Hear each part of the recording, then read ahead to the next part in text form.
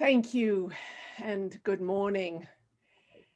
Today we will encounter two very special women in the Gospels. Two very different personalities, but both emerging as mystics, Martha and Mary. And then we will meet another Mary, Mary Magdalene, out of whom the Lord is said to have driven 7 demons, and who became the first person to witness the resurrection of Jesus Christ. Now, first in the Gospel of Luke, chapter 10, Martha and Mary, we know, are the sisters of Lazarus, at whose home in Bethany Jesus liked to visit. And it was only 2 miles from Jerusalem.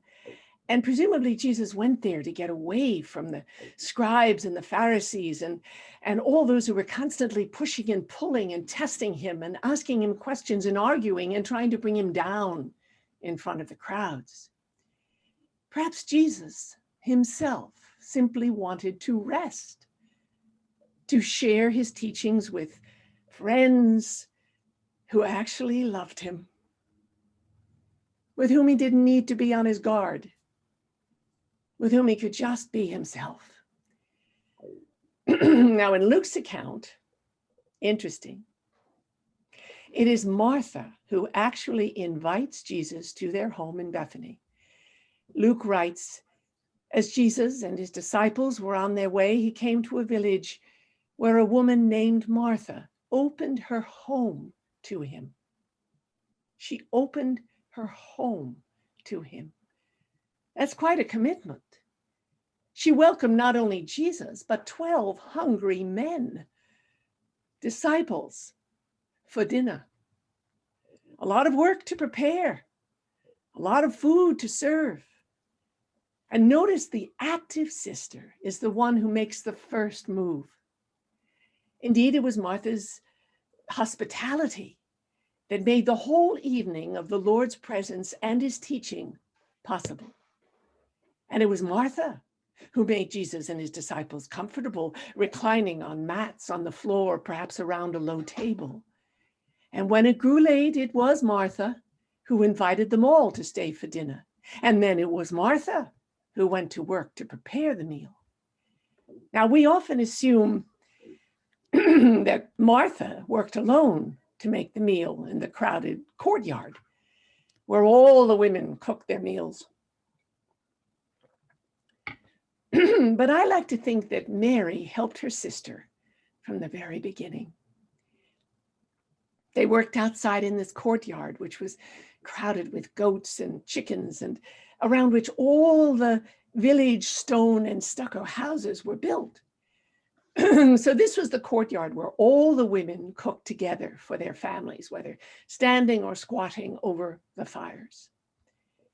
Now, Martha probably sent Mary into the house where Jesus was reclining, with his disciples gathered around him.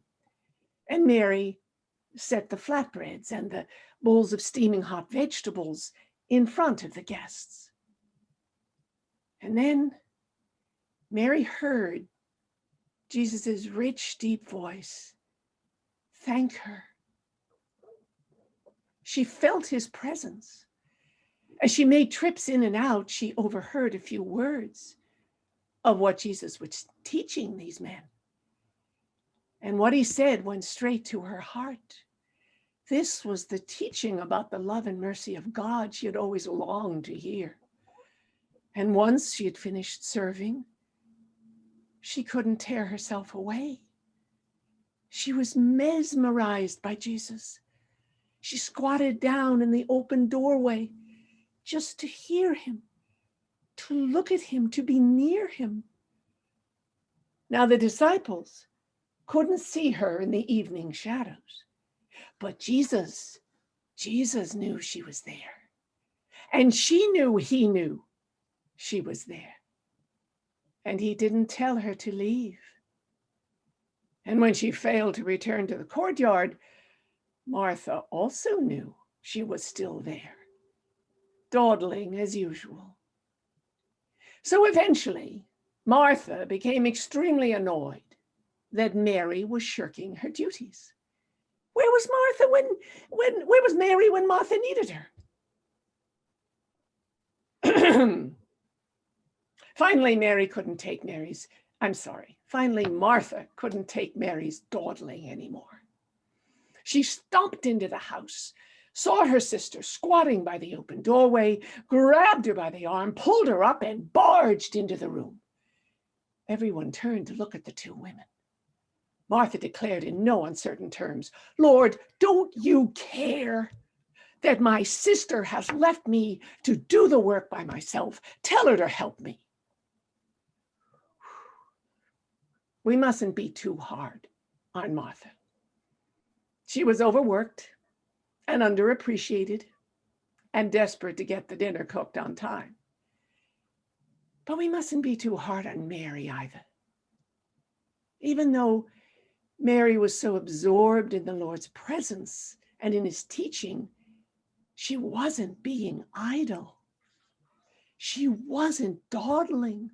She was deeply active, but in a contemplative way. She wasn't wasting time. She was allowing herself to become transfixed by Jesus.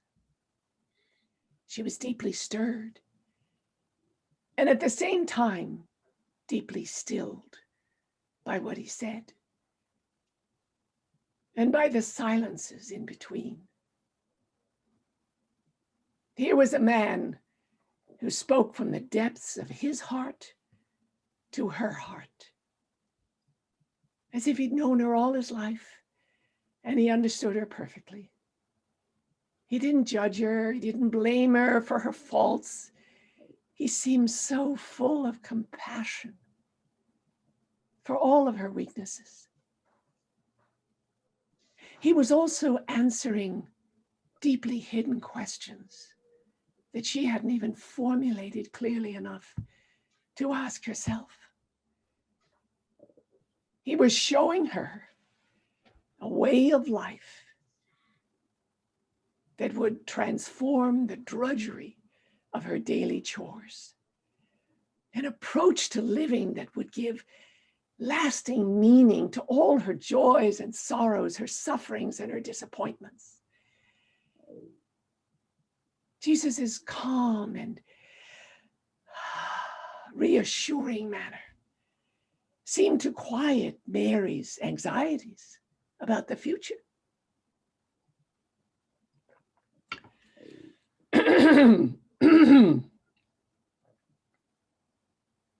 Anxieties about her relationship to God, about finances, about illnesses, about her family, about friends, about everything.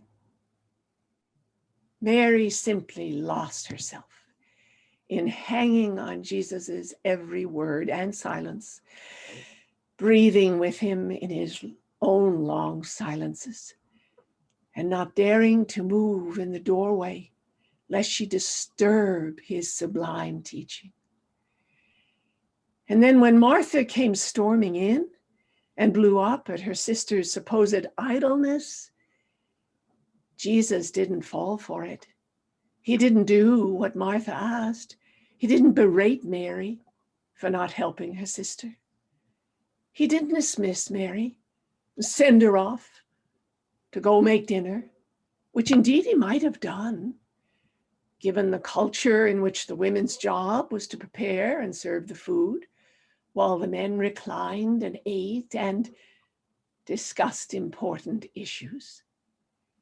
In fact, it must have seemed highly improper to the male disciples to discover that Mary had been eavesdropping in the doorway, a woman.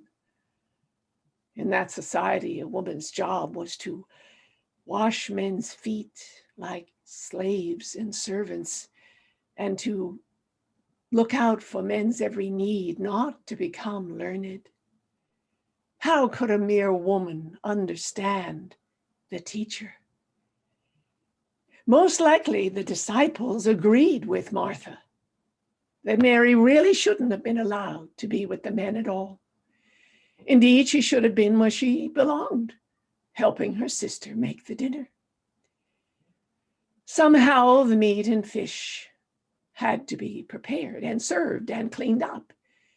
Jesus certainly knew that. Women have always had to take care of others. So Jesus sympathized with Martha. But even more, Jesus knew that Martha was begging Jesus for help, not just in getting the dinner, but in getting on with her life, her work, her fears, her responsibilities, her deep concerns over those she loved.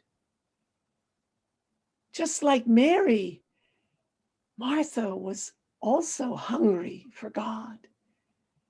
And Martha was in fact breaking down from the sheer weight of so much responsibility, so much frustration, so much rejection, so much worry, as we ourselves sometimes break down too.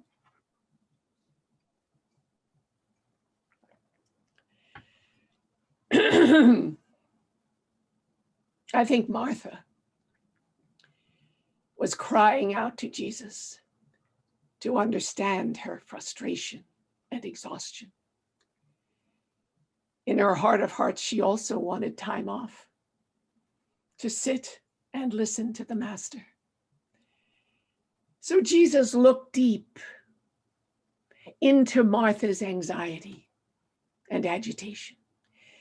He understood perfectly the situation was demanding and stressful, but he was not content merely to reassure Martha or agree with her. He thought differently. He wanted to change Martha's mind. So he calls Martha out of her stress. He offers her the deep stillness and calm awareness of a more contemplative approach, even when preparing a meal for himself and 12 hungry men. He reveals a secret, mystical way, the only way that can truly calm her unquiet heart. Martha, Martha, you are worried and upset and anxious about so many things, but only one thing is needed. In that moment, forgive my voice today. In that moment, Martha, Martha, Jesus called Martha with the utmost tenderness and understanding. But what did Jesus mean by only one thing is needed? Just what is that one thing? What is the call Jesus is calling Martha and all of us to do? Is it sitting at Jesus' feet in quiet listening? Is it total surrender to God's will? Is it letting go for a while of all we think we have to accomplish for God, for each other, for ourselves, in order to allow God to reach into our souls and heal and teach and renew us from deep within? Is it recognizing that unless our primary focus is on Jesus, living, eating, breathing, working, loving, serving each other for him, then everything we do will get tangled up and complicated. And life will lose its capacity for joy, for gratitude, for hope. So Jesus told Martha that her sister Mary, who was seemingly doing nothing, has chosen the better part, and it shall not be taken away from her. The Lord had spoken. The silence must have been deafening. I've often wondered how Martha took that strong teaching from the Lord. Did she blush red with embarrassment and shame and run out of the house, back into the courtyard kitchen in tears? Did she suddenly realize how rash she had been to interpret the Lord's teaching and demand he do something to help her? Or did she actually resent being told that her own invaluable service was not the better part? She could easily have felt all three emotions. Those words must have cut through Martha like a two-edged sword. Did they bring up echoes in Martha from childhood? Mary, the younger sibling, the daydreamer, who was the favorite of the parents, while Martha shouldered the responsibility and did most of the work. Mary, who always made the right choices, while Martha got into trouble. And what about Mary's response? Did Mary stay in the room, in the doorway? Or with a sudden sting of guilt and a burst of compassion for her sister, especially after hearing her sister reprimanded by the Lord before all the others, did Mary excuse herself and run out to help poor Martha? But were the Lord's words really a reprimand, a judgment on Martha's lifetime of hard work and trying to be responsible, to measure up, always wanting to be perfect? Or were the Lord's words a startling shake-up, a loving call for Martha to wake up and attend to what is most important, a mystical relationship with the Spirit of God within?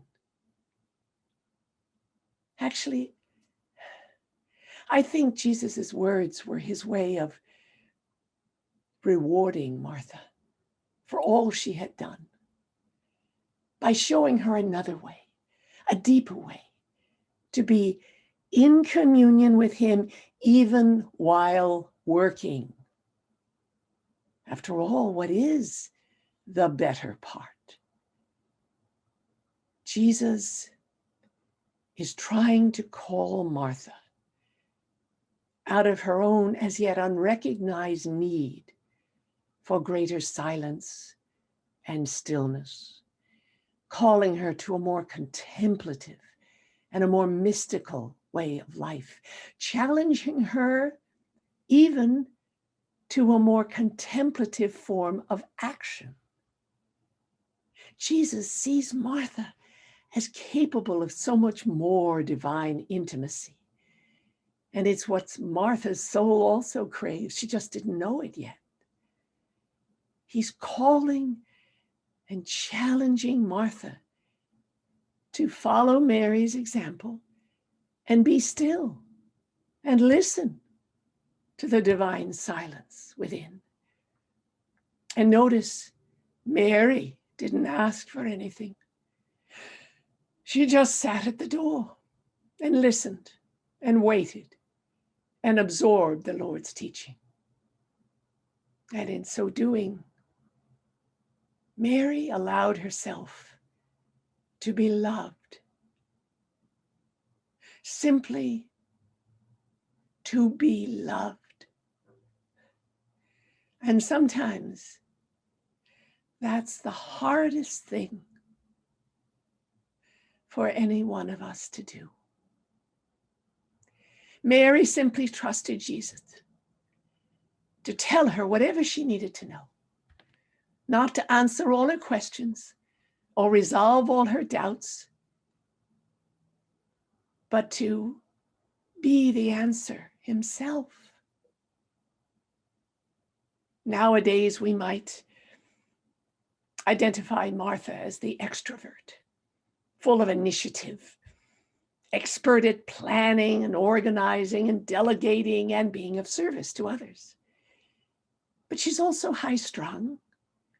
She's easily agitated or anxious, and she's emotionally spontaneous and expressive. She's very much the active doer. And Mary, on the other hand, is the introvert, passive, sometimes forgetful of her duties, but not for lack of a desire to serve.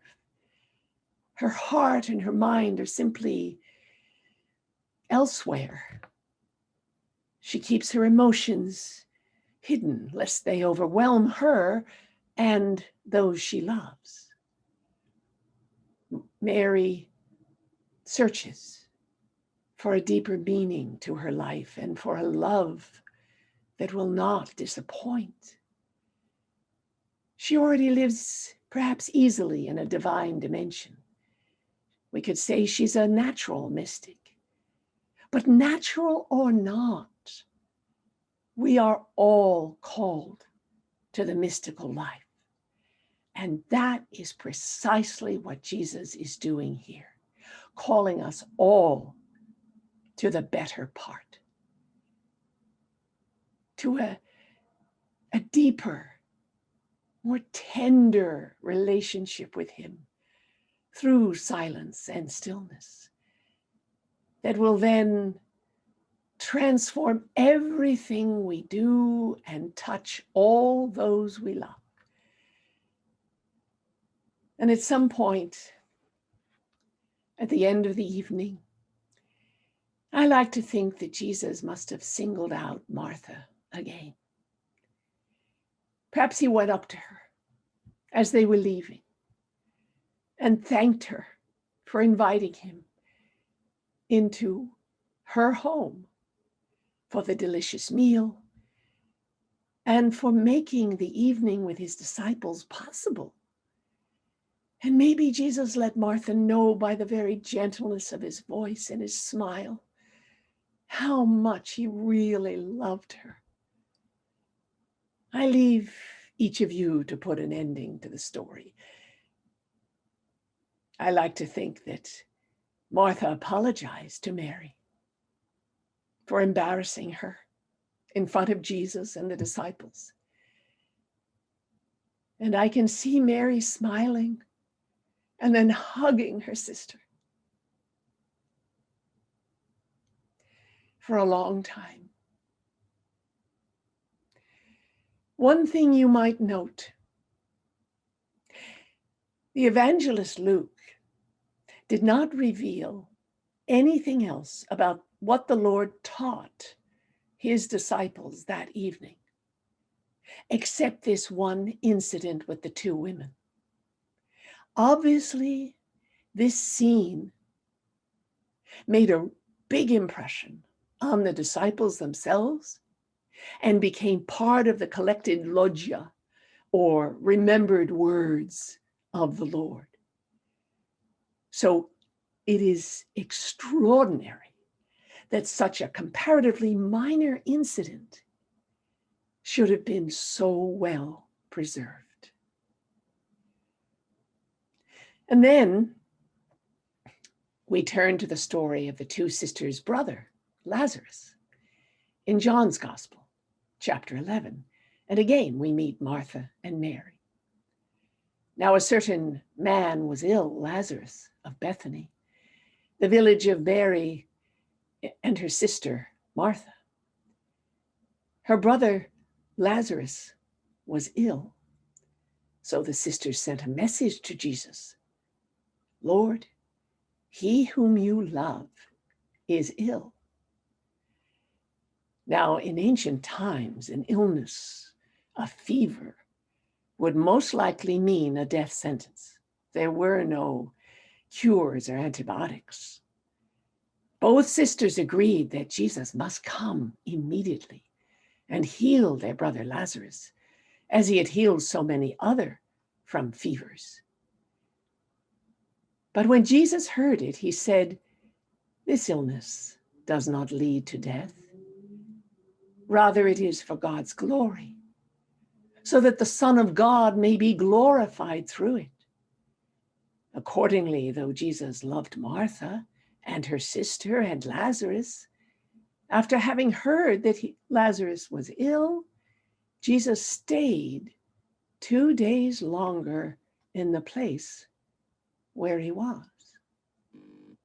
Now, this should shock us, that Jesus did not immediately change his plans, leave the place where he was, and go to Bethany to heal his good friend Lazarus. If he loved Lazarus so much, why didn't he go to cure him and comfort him immediately? However, we know there were many others in the villages and cities whom Jesus did not choose to heal, and we can only surmise that Jesus had a better plan, and he knew what he would do. All during that time, Lazarus grew sicker and sicker, and then one night he died. And there was nothing more Martha or Mary could do for him except wash the body and bury him in their family tomb. And Martha wept, and Mary wept, and the sisters held each other close. But they still couldn't understand why Jesus had not come to heal their beloved brother, as he'd healed so many others. How Martha must have stood and watched for Jesus' appearance on the road for 4 days. Of course, Jesus himself knew that Lazarus had already died, and he felt the loss of his good friend in the depths of his being. The word used is bowels of his being. He felt the mourning of his 2 sisters as well, because Jesus was a compassionate and loving human being. And he was also the Son of God. So now he decided to be with them, to perform an act that he knew would both teach and comfort them. This would be an act that would be a promise and a sign of his own resurrection to come. Now, once again, Martha is the proactive sister, the one with the initiative. The minute someone told her Jesus was coming, she rushed out to the road outside the village of Bethany to meet him.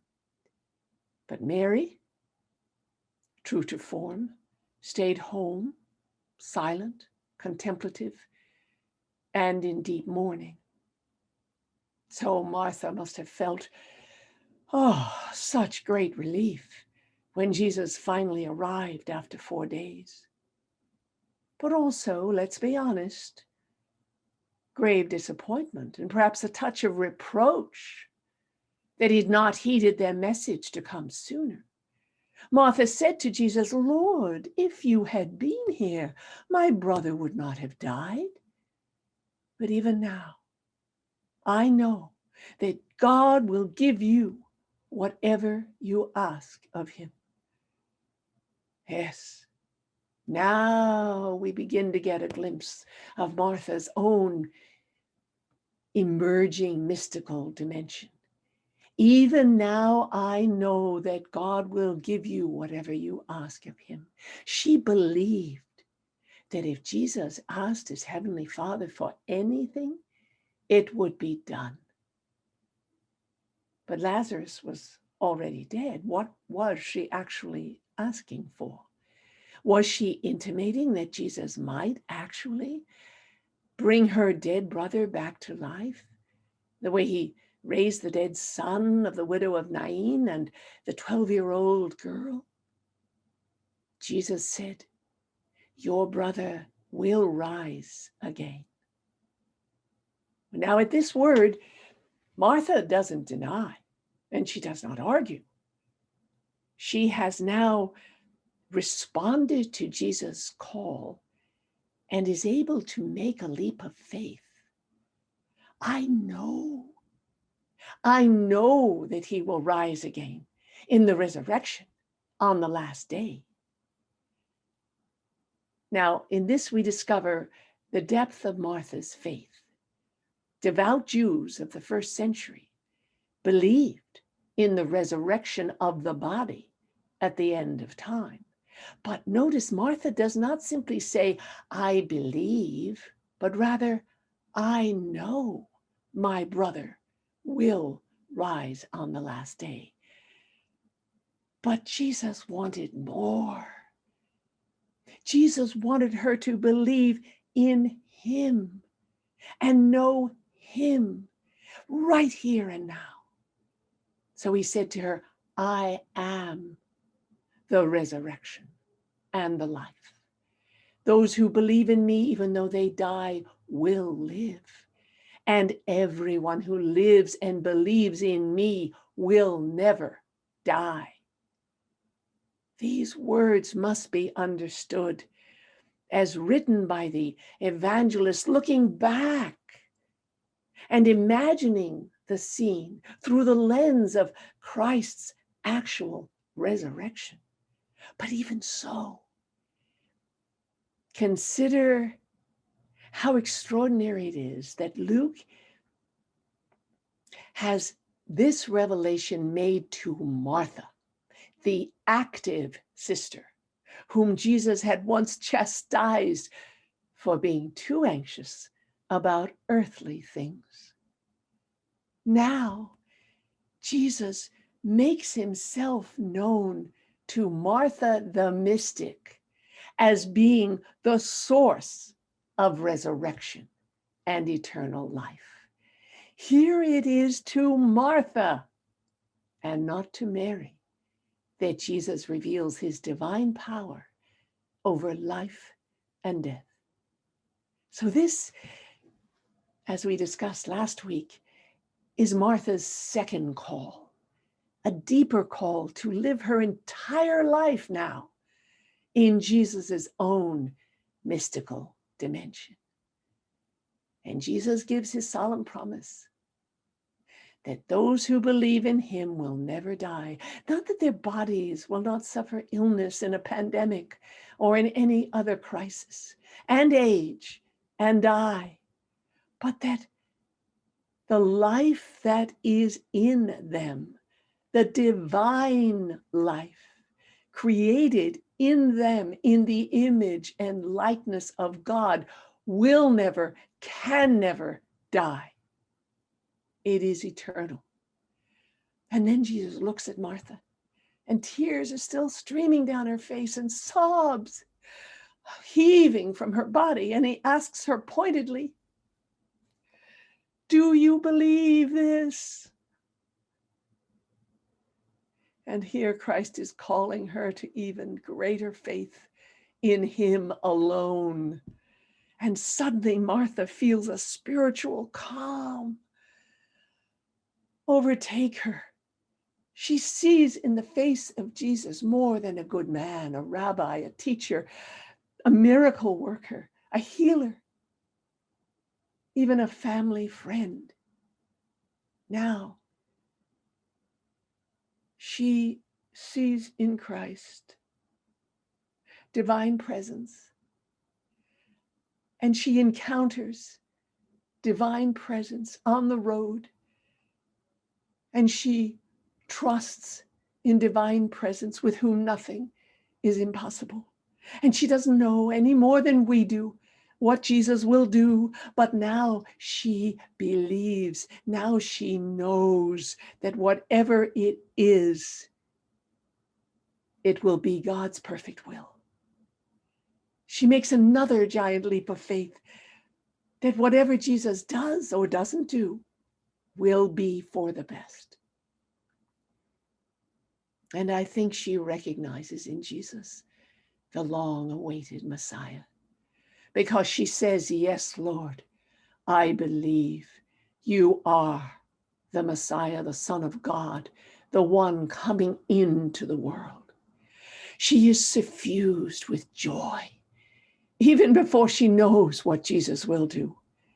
The joy precedes the miracle. And her first thought now is to run and tell her sister Mary. And then when she does, Mary runs to Jesus, and Mary comes to where Jesus was and sees him, and she kneels at his feet and says to him, Lord, if you had been here, my brother would not have died.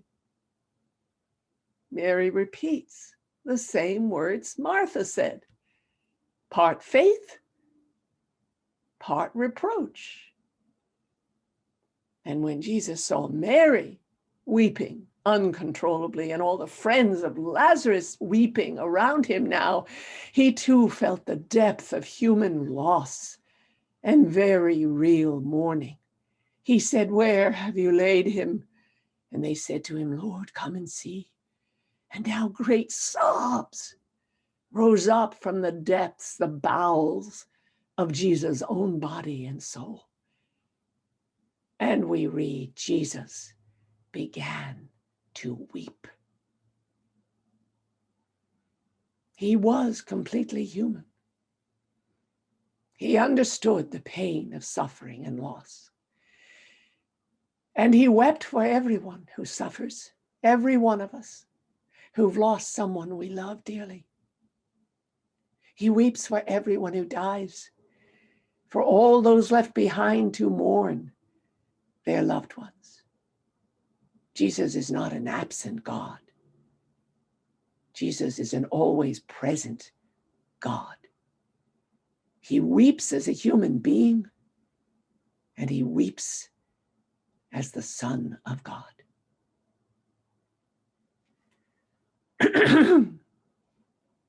So the Jews said, see how he loved them. But some of them said, could not he who opened the eyes of the blind man have kept this man from dying? And then Jesus, again greatly disturbed, came to the front of the tomb. It was a cave and a stone was lying against it. And Jesus said, take away the stone. And as usual, Martha is outspoken. Even at this crucial moment, she dares to argue with Jesus, to object to the Lord's request. She said to him, Lord, already there's a stench because he's been dead for 4 days. And Jesus looked and said to her, did I not tell you that if you believe, you would see the glory of God? And once again, Martha is gently rebuked by the Lord. Her faith is not yet full enough. Her trust is not yet deep enough. It can never go deep enough. The emerging mystic in her has yet much to learn about total surrender and total trust. So they took away the stone. And Jesus looked upward and said, Father, Abba, I thank you for having heard me. I know that you always hear me, but I have said this for the sake of the crowd standing here, so that you may believe. So that they may believe you sent me. And when he had said this, he cried out with a loud voice, Lazarus, come out. And the dead man came out, his hands and feet bound with strips of cloth, and his face wrapped in cloth. And Jesus said to them, unbind him and let him go. One can only imagine the shock and the joy and the elation the sisters felt when their brother Lazarus appeared. He must have been stunned himself to wake up and find himself alive, yet wrapped in linen cloths like a dead man? And all the friends around must have rejoiced that Jesus could and would perform such a miracle. How they must have thanked Jesus. How they must have been in awe of who the miracle indicated he must be. Many of the Jews, therefore, who had come with Mary and had seen what Jesus did, believed in him. While Lazarus had been brought back to life, this was not, in the strict sense of the word, a resurrection. It was a resuscitation. Someday, Lazarus would have to die again, but now he was once again alive. And we might imagine the feast that Martha and Mary prepared that evening for Jesus and his disciples and all their friends. What blessings they had received from the Lord because of the call and their faithful response and their trust. Finally, we have another short Martha-Mary scene in the Gospel of Matthew 26, Mark 14, and John 12. Once again, Martha is serving dinner, while Mary anoints Jesus in their home in Bethany just 6 days before the Passover. That is, before Jesus's triumphal entry into Jerusalem on the back of a donkey. Mary, again, was extremely sensitive to what Jesus needed, much more than food.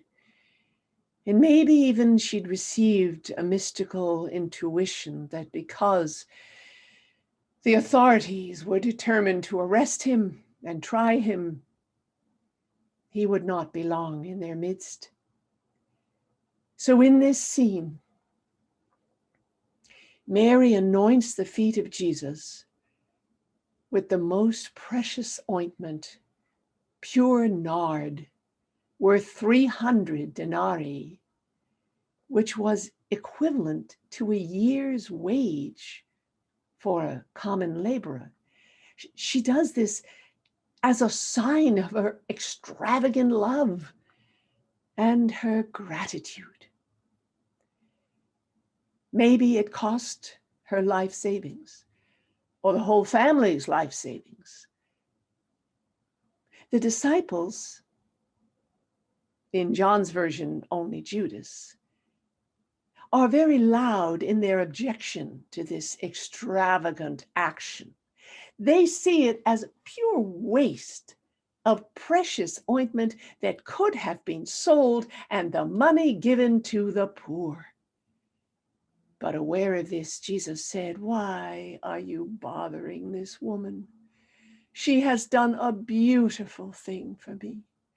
The poor you will always have with you, but you will not always have me. When she poured this perfume on my body, she did it to prepare for my burial. Truly, I tell you, wherever this gospel is preached throughout the world, what she has done will also be told in memory of her."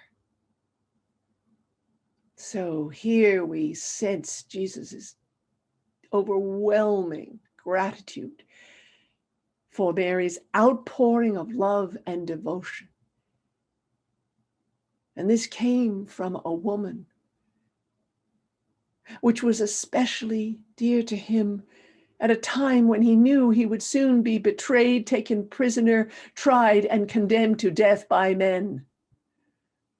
Oh, I encourage you to take time to reflect and meditate on these stories.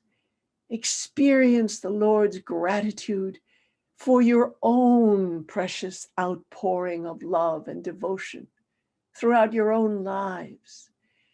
I think the priceless teaching that these stories tell us about these two wonderful mystical women is that we are neither Martha or Mary, we are both. We can identify with both women, both personality types at different points in our lives. All of us are in some degree of two minds, the Martha mind and the Mary mind, and they coexist within each and every one of us. All of us, men and women, are called to do our work in the homes and the classrooms and the hospitals and the factories and the offices and the artistic and social aspects of our lives, in whatever professions we practice and in whatever way we seek to serve. But what we so often overlook and maybe cannot begin to comprehend is that Jesus longs for us. He thirsts for us to allow ourselves the privilege of savoring the better part. That is reserved for each and every one of us. He wants us all to be his followers on the mystical path. He wants us all to be extravagant in pouring out the precious oil of our love for him.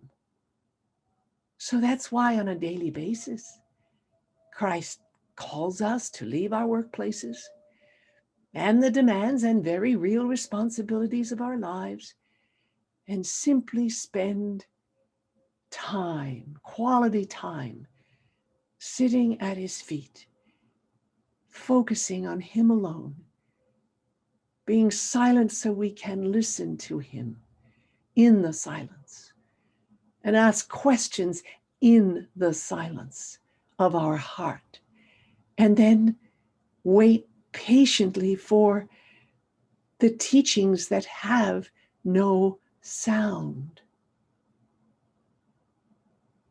He invites us, in fact, to enter his own silence, in his own sacred heart, to be with him, enclosed in love, enfolded in his mercy and compassion, in his stillness and silence.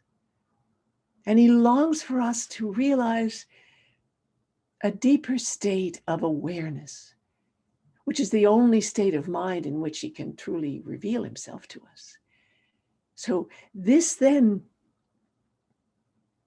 is the heart and soul of the mystical path, spending time with the person of Jesus, developing a deep and abiding relationship with the Lord. Come to me, he says, all you who are weary and burdened like Martha, and I will give you rest. And we're all weary and burdened in some way, whether physically, mentally, emotionally, or spiritually. We all seek that true rest and that deep peace that no one and nothing can take away from us. And as meditators, we know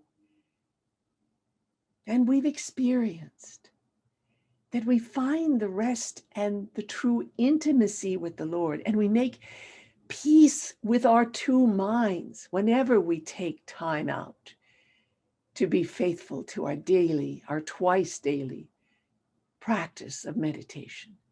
Because by being still and silent and breathing in and out with the breath of the Holy Spirit within, and allowing Christ to do the work of transformation within our souls,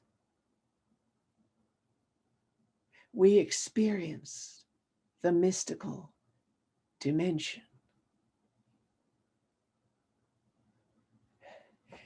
Enticing, isn't it?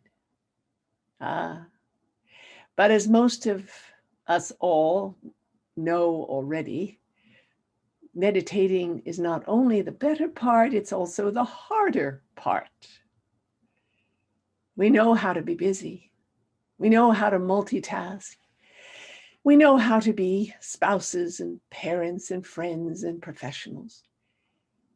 We know how to push ourselves, even to the breaking point, week after week, month after month, year after year, because the demands are so great and the number of hours in the day so few. And what we find hard, really hard, is not doing, letting go of everything, even our worries, for a little while each day. We find it hard to give up the reins of control of our own lives and the lives of those for which we feel so responsible. And then when we do make time and we do take on the discipline of at least twice daily meditation, and we sit down quietly to meditate with all the best intentions of maintaining purity of heart and a desire for complete surrender, inevitably we ask ourselves, why is it so difficult? Why can't the mind simply be still and rest in the silence of God? Because if the soul is naturally drawn to the mystical path, why doesn't contemplation come more easily? Well, because as we've seen, we humans are of two minds: the active, outgoing, gifted, organized, inventive, capable mind of Martha, and the naturally reserved, quiet, more contemplative mind of Mary. So in the process of practice, we find the way to make peace between our two minds and to access the gifts and the graces of each of them. So I think perhaps what we find hardest of all is surrendering, letting God take hold of our entire lives and our meditation practice. It's so hard to let go of our thoughts. They're so important. Our mental images, oh, they're so rich.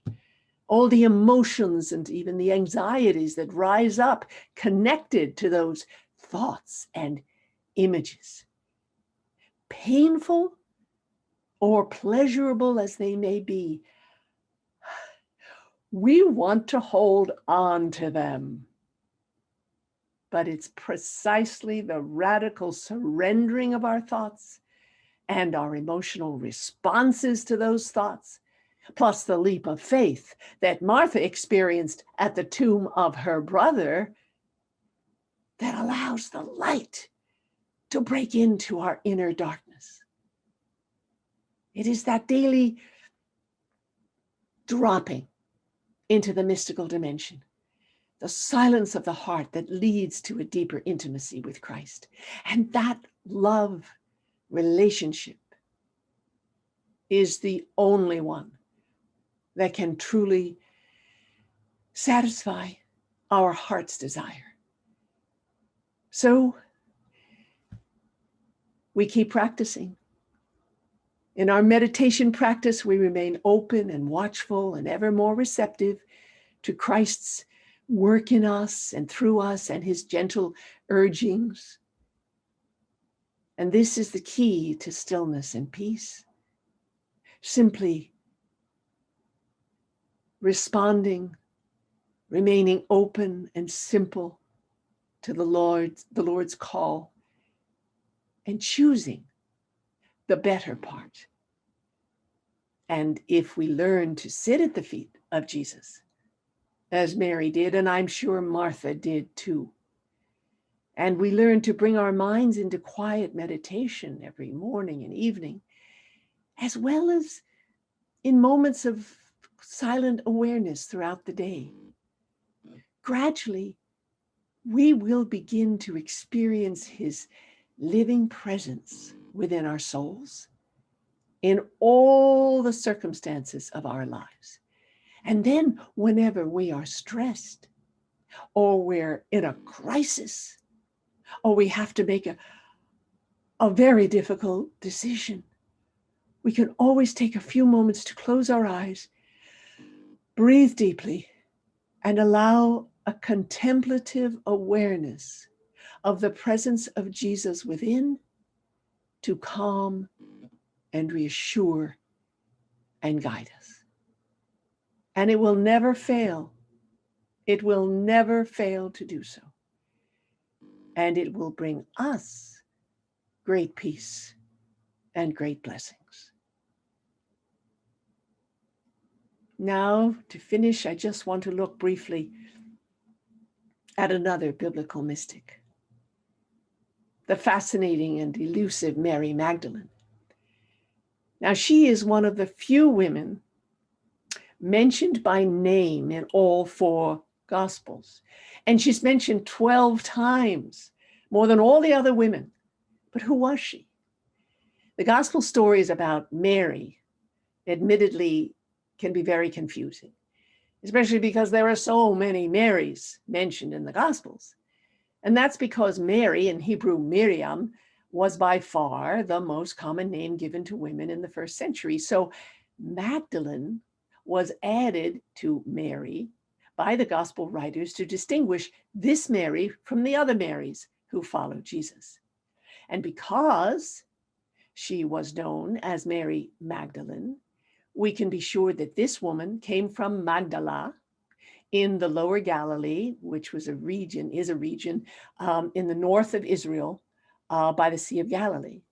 Magdala is about 6 miles south of Capernaum, which is the fishing village traditionally known as the center of Jesus's public ministry. And it's also where the house of Peter the Apostle was traditionally located. Now, extraordinary excavations in the 21st century have unearthed the foundations of the ancient synagogue of Magdala. So we know there was indeed such a place right on the water. And in Luke 8, Luke specifically introduces Mary of Magdala and tells us that along with other women, this Mary called Magdalene had been cured of 7 demons by a miracle of Jesus. Now, in ancient times, diseases of mind and body were thought to be the work of possession by an evil spirit. And the number 7 may be, most likely is, symbolic, since in Jewish tradition, 7 signified completeness or wholeness. So the statement that Mary was possessed by 7 demons probably meant she was completely or wholly controlled by the power of her demons, whatever they were. Perhaps her fears and anxieties, perhaps her demons of depression, loneliness, or a sense of mourning and loss. These too can become demons. However, the fact that Magdalene had been cured by Jesus of these debilitating mental or emotional demons does not in any way imply that she had led an immoral life as a public sinner. She was certainly not a prostitute or a fallen woman, as unfortunately she was depicted since the Middle Ages and even farther back. Perhaps she was cured by Jesus of several physical ailments, or maybe a crippling disease or a deformity of some kind. It's simply not clear from Luke's text what the demons were. But those lines that he writes bear witness to the fact that Mary had been the recipient of a miraculous cure by Jesus. She owed everything to him, and her cure, her exorcism, if you will, was her personal call from Jesus Christ. And Mary of Magdala was so full of gratitude that her faithful response to the call was to devote her whole life to following Jesus. She left all and followed him. And thus she became one of the women who walked from village to town with Jesus and the 12 disciples from Galilee, and who provided for them all out of her own resources. So to do this, Mary of Magdala must have been an older, respected, wealthy woman, a widow perhaps, with financial independence, one about whom there could have been no rumor of scandal as a follower of Jesus. Now, what else can we know about Mary Magdalene? All 4 canonical Gospels agree that Mary Magdalene, with several other women, stood by the cross and watched Jesus' crucifixion, and also witnessed the burial of Jesus in the tomb. And in addition, all 4 canonical Gospels agree that Mary Magdalene, either alone or as a member of a small group, was the very first person to discover that Jesus's tomb was empty. And nonetheless, the exact details of these various accounts differ. In my newest book, Living Resurrected Lives, I love this cover. It's called Living Resurrected Lives, What It Means and Why It Matters. And it was co-authored with my daughter, Eva Natanya. And in this book, I delve deeply into the gospel stories of the discovery of the empty tomb by Mary Magdalene and the other women. And I also analyze the subsequent appearances of the risen Christ to his disciples, including the women. It is clear, and I have spent a long time on research. It is clear from John's gospel that Mary Magdalene, like all the disciples, did not expect the resurrection. When she went to the tomb in the dark on the first morning of the week and found that the stone had been removed, she didn't think, resurrection, he is risen. She was terrified that the Lord's body had been stolen away. She ran to tell Peter and the beloved disciple, and they came and saw that the tomb was now empty, and they left, not understanding what had happened. But Magdalene stayed at the tomb and wept bitterly. Not only had she witnessed the Lord she loved with all her life suffer and die on a cross, but now she thought his enemies had dared to desecrate his final resting place and steal his corpse and do something terrible with it. She bent down to look into the dark, cold, empty space inside. She was really inside the tomb of her own mind. She saw 2 angels in white sitting where the body of Jesus had been lying, one at the head, one at the feet. And the angel speaking at one answered her, "Woman, why are you weeping?" And she said to them, "They've taken away my Lord, and I do not know where they have laid him." As John recreates this scene, Mary is greatly distraught, and she seems totally unaware that she's being addressed, whether in a vision or in her mind, by 2 angelic visitors. In John's version, notice the angels do not tell Mary that the Lord has risen, as they do in the Synoptic Gospels. They merely questioned her so that she could dig deep down in her soul and express her innermost longing. And then John writes that Mary turned around in the dark. Now, this might be a symbolic action to indicate a turn or change in her mind, a metanoia, a change of heart that makes all spiritual insight possible. She sees the silhouette of a man she assumes must be the gardener, for the tomb was in a garden. And this stranger asked Mary now the same questions as had the angels in the tomb. Woman, why are you weeping? Who are you looking for? Could it have been the Lord's voice speaking to her all along?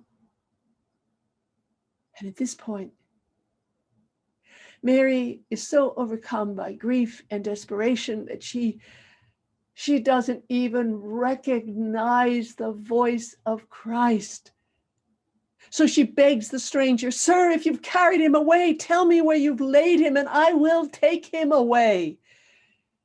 Of course, one wonders how Mary thought she could single-handedly carry away the corpse of a man.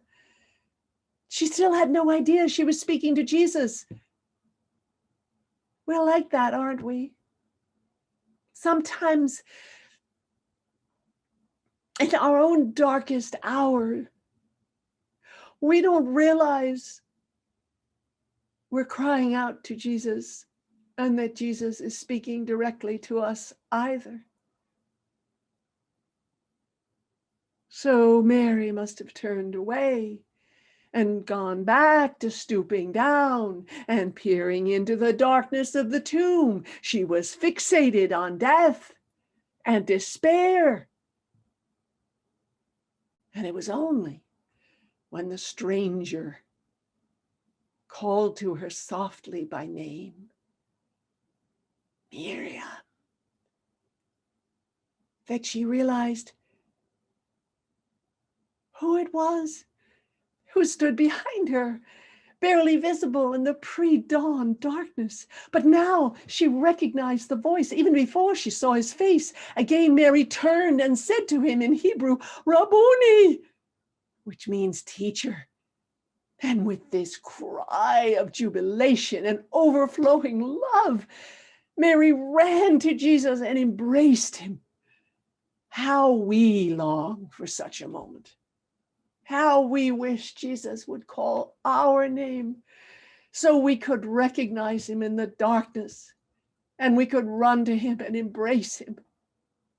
How often we meditate in the darkness of our fear and our anxiety and our depression. Oh, we pray and we implore and we plead for weeks and months and years. And perhaps we think our prayer has not been heard, or that it's been refused by God. But could God ever, ever refuse our love, our heart's longing for him? Our heart's longing comes from him. And sometimes when we finally let go and surrender, in the depth of our silence, or in the gentle whispering of our name, suddenly we hear the answer in our prayer, and we feel through our whole body the warmth of reassurance that we had sought for so long. And then we run and cling. We want to hold on to it, just like Magdalene wanted to hold on to Jesus. But Jesus said to her, "Do not hold on to me, because I have not yet ascended to the Father." How that must have cost her. Jesus was physically alive, able to be heard and felt and seen and touched. She was holding on to his sandals. How could she ever let him go? Heartbreaking though it may seem, Jesus was telling Mary that he must return to the Father. He would not be visibly walking the earth day after day as he'd done during his human lifetime. Now, Mary, and indeed all the disciples, must not cling to a sense of physical presence, no matter how beloved. None of them, none of us, would be able to be transformed into what Christ is until he himself returned to the Father and sent the Paraclete, the Holy Spirit, to be with them and to be with us. The disciples would not come into their own until their teacher was no longer in their midst, at least in the flesh. So Christ must return to the Father to be glorified and to transform all things into himself.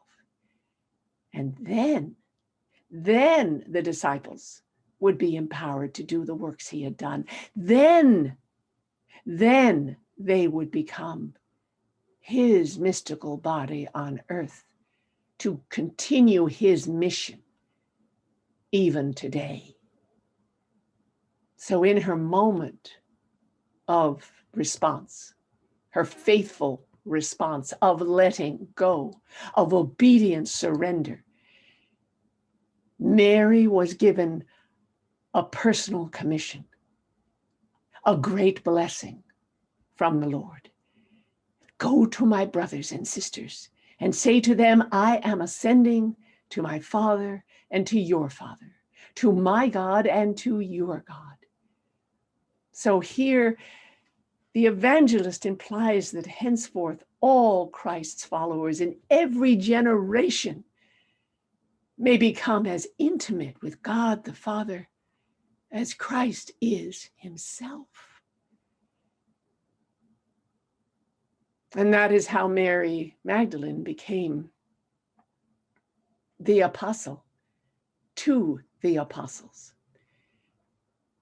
I think this scene of a single woman visiting the tomb is incredibly powerful for us to meditate on.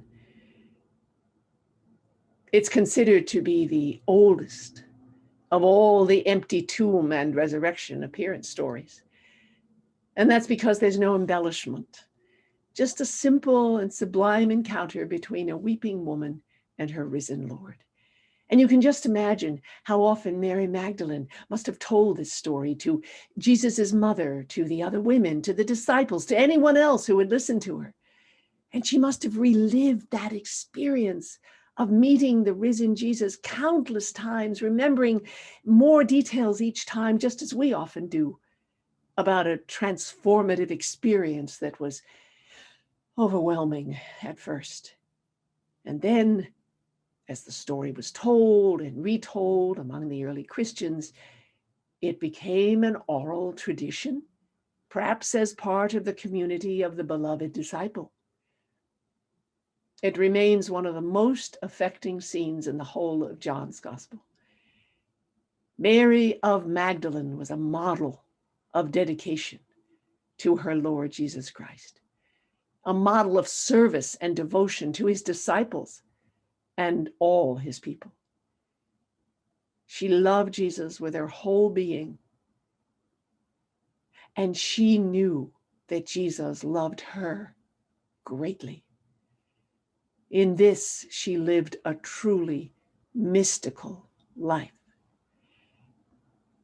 Mary Magdalene is considered a saint by the Catholic and Eastern Orthodox, Anglican, and Lutheran churches. And in 2016, Pope Francis raised the level of liturgical memory of Mary Magdalene on July 22nd from a memorial to a full feast day, which officially designated her as the apostle to the apostles. So let us ask these women, Martha, Mary, and Magdalene, each mystics in their own unique way, to touch our minds and our hearts, and help us hear the Lord's call to choose the better part with great love longing,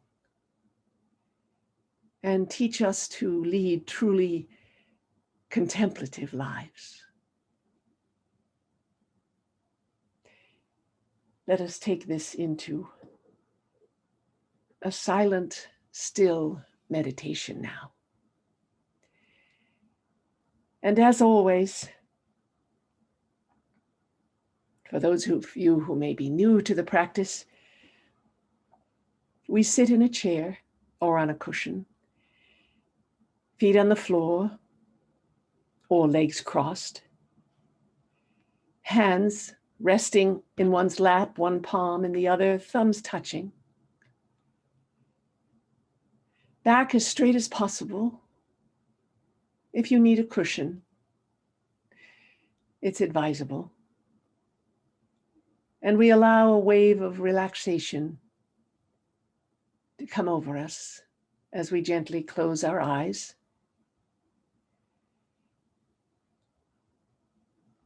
And then we simply become aware of the breath,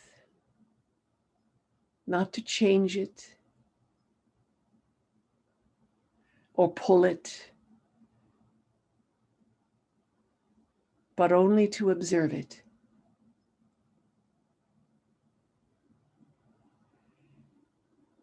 And allow it to take us deep, deep, deep into stillness and silence and simplicity, where we find our prayer word or mantra. And the World Community for Christian Meditation suggests Maranatha. 4 equal syllables said silently on the in-breath and out-breath, divided as you wish. And we repeat the prayer word throughout the meditation, silently, listening, allowing it to resound within. And as thoughts come, and they will, we simply let them go. We don't attend to them or latch onto them. And if emotions rise up, as they sometimes will, we surrender those too. We don't try to fix anything or solve anything or change anything. We return to the breath